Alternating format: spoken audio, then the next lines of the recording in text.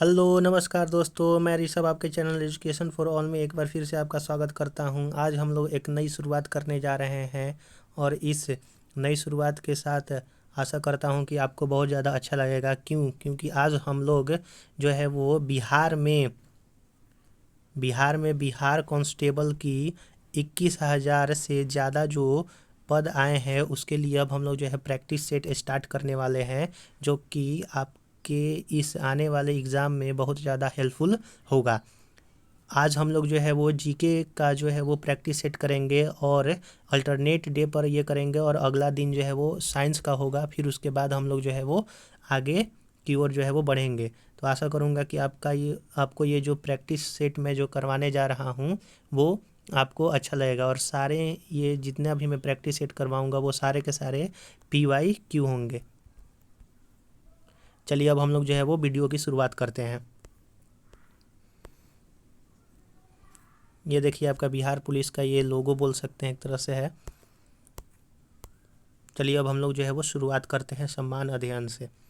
तो इसमें जो आपका पहला क्वेश्चन है कि कौटिल्य के अर्थशास्त्र के अनुसार निम्नलिखित में से कौन राज्य के करों की वसूली के लिए जिम्मेदार था। तो आप जो है वो आंसर बतलाइएगा कि जो अर्थशास्त्र कौटिल्य ने लिखा है उसके अनुसार जो राज्य में कर का मतलब होता है टैक्स का जो वसूलते थे वो उनको क्या कहा जाता था। तो उनको समाहर्ता जो है वो कहा जाता था। चलिए अगला क्वेश्चन हम लोग देखते हैं। निम्नलिखित में से किसका सही मेल नहीं है। इसमें जो है औद्योगिक क्षेत्र दिया हुआ है, यानी कि जो इंडस्ट्रीज क्षेत्र होते हैं एरिया दिया हुआ है, और देश दिया हुआ है। तो इसमें आपको देखना है कि कौन सा।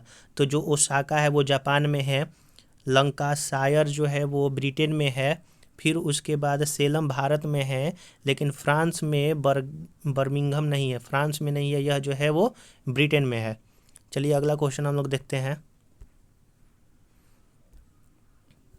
सत्यशोधक समाज की स्थापना किसने किया था, या फिर कब हुआ था। यहाँ पर दिया हुआ है कि सत्यशोधक समाज की स्थापना कब हुई थी। तो यह जो है 1873 ईस्वी में हुआ था। 24 नंबर, संविधान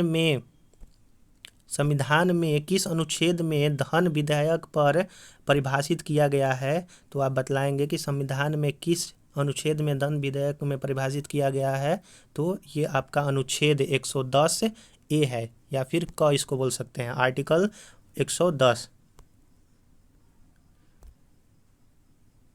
25 नंबर क्वेश्चन है, इकाई संतुलित बजट गुणांक का तात्पर्य यह है कि अगर करों में रुपए की वृद्धि के कारण सरकारी व्यय 1 रुपये से बढ़ता है तो राष्ट्रीय आय में क्या मतलब कि परिवर्तन होगा।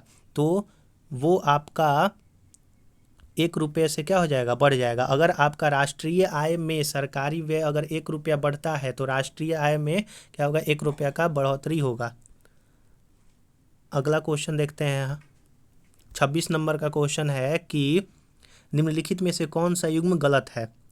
तो वीर कुंवर यानी कि कुंवर सिंह जो यहाँ पर हैं वो कौन है, बिहार से संबंधित है। फिर उसके बाद लक्ष्मीबाई झांसी से संबंधित थी। फिर उसके बाद मौलवी अब्दुल्ला ये जो थे वो फैजाबाद से संबंधित थे, लेकिन नाना साहिब जो है वो अवध से संबंधित नहीं थे। तो ये हम लोगों का जो क्या हो जाएगा, आंसर हो जाएगा। अगला हम लोग क्वेश्चन देखते हैं आगे। स्वामी दयानंद के विचार जिस पुस्तक में प्रकाशित हैं उसका नाम क्या है। तो स्वामी दयानंद के जो विचार हैं प्रकाशित है उस पुस्तक का नाम आपका सत्यार्थ प्रकाश है। अगला क्वेश्चन देखते हैं हम लोग। 28 नंबर, 2001 से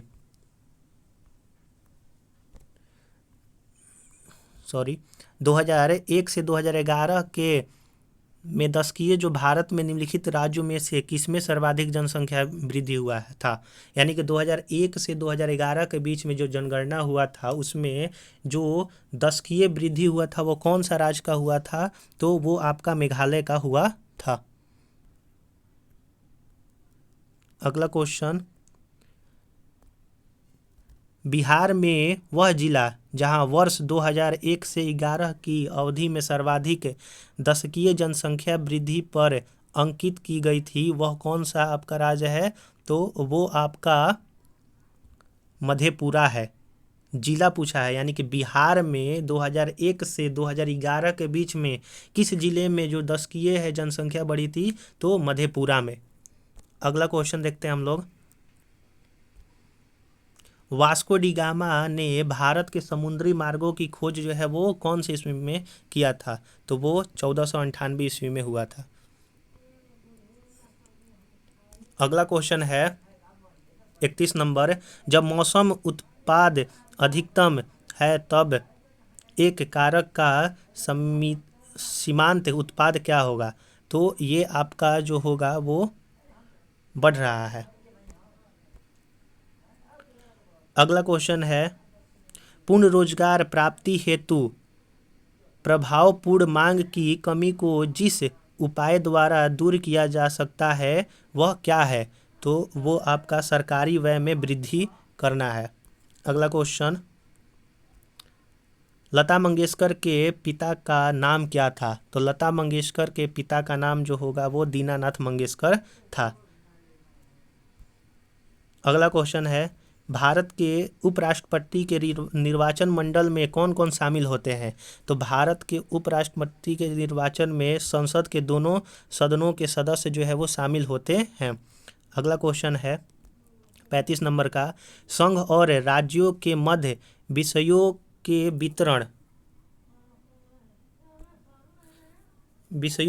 वितरण में साइबर कानून किस सूची में आता है? तो संघ और यानी कि जो साइबर कानून है वो किस सूची में आता है, इस क्वेश्चन का मतलब है। तो वो अवशिष्ट विषय में जो है वो आता है। अगला क्वेश्चन, निम्नलिखित में से कौन सा अप्रत्यक्ष कर नहीं है, यानी कि कौन सा इनडायरेक्ट कर नहीं है? तो वो आपका निगम कर जो है इनडायरेक्ट कर नहीं है। बिहार में जो पटना उच्च न्यायालय है यानी कि हाई कोर्ट है पटना, उसकी स्थापना जो है वो कब हुई थी? तो उसकी स्थापना जो है वो 3 फरवरी 1916 को हुई थी। कुतुबुद्दीन ऐबक का उत्तराधिकारी कौन था? तो कुतुबुद्दीन ऐबक का उत्तराधिकारी जो है वो कौन था आपका? आराम शाह था। आराम शाह के बाद उसका दामाद था इल्तुतमिश, तो इल्तुतमिश आया और इल्तुतमिश को ही गुलाम वंश का जो है वो असली संस्थापक माना जाता है। यह दिल्ली का हम लोग बोल सकते हैं कि जो स्थापना किया था वो इल्तुतमिश था। कुतुबुद्दीन ऐबक जो है वो कभी भी दिल्ली को अपना राजधानी नहीं बनाया, तो इल्तुतमिश जो है आकर के वो किया, इसीलिए इसको गुलामों का गुलाम भी कहते हैं इल्तुतमिश को। निम्नलिखित में से किसने प्राकृतिक अधिकारों के सिद्धांत का प्रतिपादन किया है? तो वो जॉन लॉक ने किया है। अगला क्वेश्चन है भारत के उत्तरी पश्चिमी भाग में शीतकालीन वर्षा मुख्य रूप से किस कारण से उत्पन्न होती है? तो वो पश्चिमी विक्षोभ के कारण होती है। अगला क्वेश्चन है 41 नंबर, फूलों का संवर्धन के विज्ञान को कहते हैं? तो फूलों का संवर्धन के विज्ञान को हम लोग फ्लोरिकल्चर कहते हैं। अगला क्वेश्चन है निम्नलिखित में से कौन नकारात्मक स्वतंत्रता का प्रतिपादक थे? तो नकारात्मक स्वतंत्रता के प्रतिपादक रूसो थे। अगला क्वेश्चन है इंग्लैंड में किस वर्ष में ग्लोरियस रेवोल्यूशन जो है वो हुआ था, जिसको गौरवशाली क्रांति भी कहते हैं हम लोग? तो 1688 ईस्वी में। अगला क्वेश्चन है भारत के प्रथम उपराष्ट्रपति कौन थे? तो उप प्रधानमंत्री कौन थे? तो भारत के प्रथम उप प्रधानमंत्री आपका सरदार वल्लभ भाई पटेल थे। अगला क्वेश्चन है 45 नंबर, नीचे लिखे अक्षांशों में से भारत की मुख्य भूमिका से गुजरने वाला अक्षांश कौन सा है? तो ये आपका जो गुजरने वाला है भारत से मुख्य भूमि से, तो वो आपका है 29 डिग्री 30 मिनट उत्तर से। 46 नंबर का क्वेश्चन है मेहरुनिसा परवेज को निम्नलिखित में से किस सम्मान से सम्मानित किया गया? तो मेहरुनिसा को कौन सा जो है वो सम्मान दिया गया था? तो पद्मश्री। अगला क्वेश्चन है निम्नलिखित में से कौन एक प्राथमिक उपभोक्ता है? तो प्राथमिक उपभोक्ता आपका हिरण है। अगला क्वेश्चन, निम्नलिखित में से कौन सी गैस धरातल पर तापमान की वृद्धि के लिए मुख्य रूप से उत्तरदायी है? तो वो आपका है कार्बन डाइऑक्साइड, जिसके चलते जो है वो गर्मी वगैरह जो है वो होता है ग्लोबल वार्मिंग के कारण। ऐसे ज़्यादातर जो ग्लोबल वार्मिंग का कारण है वो क्लोरोफ्लोरोकार्बन होता है सबसे अधिक। भारतीय स्वतंत्रता अधिनियम कब पारित हुआ था? तो भारतीय स्वतंत्रता अधिनियम जो है 18 जुलाई 1947 को पारित हुआ था। अगला क्वेश्चन है, लोकसभा का अध्यक्ष अपना त्यागपत्र किसको जो है वो देता है? तो वो आपको लोकसभा के उपाध्यक्ष को देगा। राज्य चुनाव आयुक्त को हटाया जा सकता है। तो राज्य चुनाव आयुक्त को हम लोग उच्च न्यायालय के न्यायाधीश को हटाने की प्रक्रिया के समान जो है, यानी कि ये आपका 50 नंबर 1 का जो होगा वो उच्च न्यायालय के न्यायाधीशों को हटाने की प्रक्रिया के समान जो है वो चुनाव आयुक्त को, राज्य के चुनाव आयुक्त को हटाने की यही प्रक्रिया है। यूरोप के किस प्रथम वैज्ञानिक ने खोज की कि पृथ्वी सूर्य का चक्कर लगाती है? तो वो आपका किसने किया था? तो कोपरनिकस ने किया था। अगला क्वेश्चन है, दक्षिणी गोलार्ध में व्यापारिक पवनों की बहने की दिशा है। तो जो दक्षिणी गोलार्ध में व्यापारिक पवनें बहती हैं, यानी कि विंड, यानी कि हवा जो बहती है वो उत्तर पश्चिम से दक्षिण पूर्व जो है बहती है।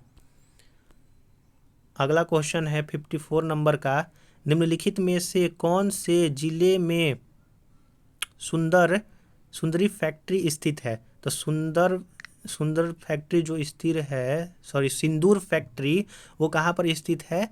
तो वो आपका लखीसराय में है। अगला क्वेश्चन है, फ्रांस में पेरिस कम्यून की स्थापना कब हुई थी? तो फ्रांस में पेरिस कम्यून की स्थापना 1871 में।